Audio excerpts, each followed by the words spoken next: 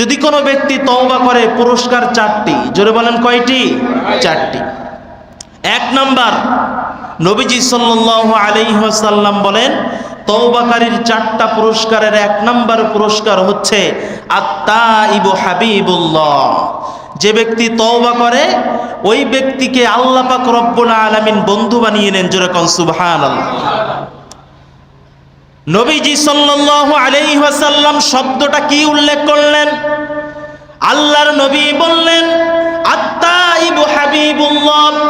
নবী যেইখানে বলতে পারতেন আত-তাইবু সাদিকুল্লাহ, সাদিক মানে হচ্ছে বন্ধু। আবার নবী যেইখানে বলতে পারতেন আত-তাইবু খলিলুল্লাহ, খলিল মানেও বন্ধু, সাদিক মানেও বন্ধু, খলিল মানেও বন্ধু, হাবিব মানেও বন্ধু। আল্লাহর নবী বিশ্ব নবী সাদিক শব্দ উল্লেখ করেন নাই, আল্লাহর নবী বিশ্ব নবী খলিল শব্দ উল্লেখ করেন নাই, আল্লাহর নবী বিশ্ব নবী হাবিব শব্দ উল্লেখ করেছেন। কি কারণে আল্লাহর নবী হাবিব শব্দটা উল্লেখ করলেন?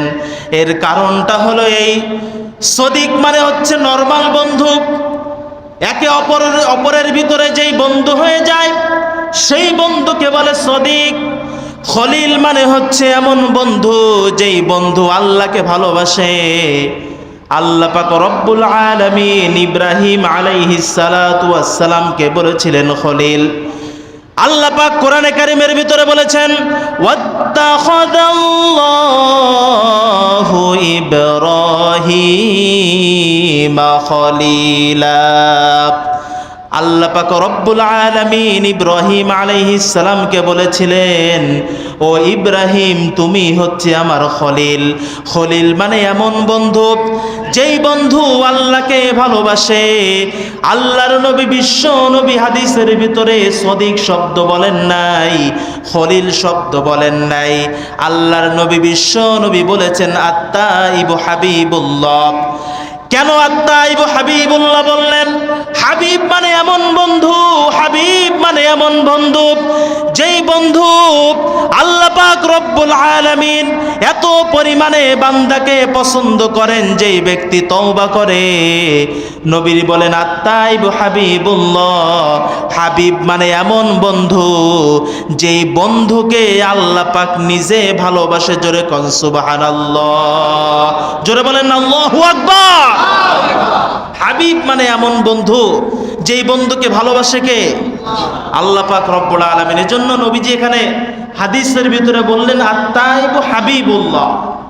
যে ব্যক্তি তওবা করে, ইস্তেগফার করে, ক্ষমা চায়, সেই ব্যক্তি হচ্ছে আল্লাহর বন্ধু। 2 নাম্বার, তওবাকারী ব্যক্তির 2 নাম্বার পুরস্কার হচ্ছে নবীজি ঘোষণা দিয়েছেন আত-তাইবু মিনায-যামবি কামান লা যামবা লাহু। গুনাহ থেকে তওবাকারী ব্যক্তি এমন হয়ে যায়, এমন নিষ্পাপ হয়ে যায়, কেমন যেন তার জীবনে কোনো গুনাহ আল্লাহ পাক রাখেন না। জোরে কোন সুবহানাল্লাহ। 2 নাম্বার পুরস্কার। 3 নাম্বার, যে ব্যক্তি তওবা করে, ইস্তেগফার করে, আল্লাহর কাছে ক্ষমা চায়। কোরআনে কারিমে আল্লাহ পাক রব্বুল আলামিন বলেছেন ইন্না ইবাদি লাইসা লাকা আলাইহিম সুলতান। শয়তান আল্লাহর কাছে চ্যালেঞ্জ করেছিল যে তোমার শুকরগুজার বান্দার রাস্তার উপরে আমি দাঁড়িয়ে থাকব, শুকরগুজার কোনো বান্দা তুমি পাবে না, পথভ্রষ্ট করে ফেলবো।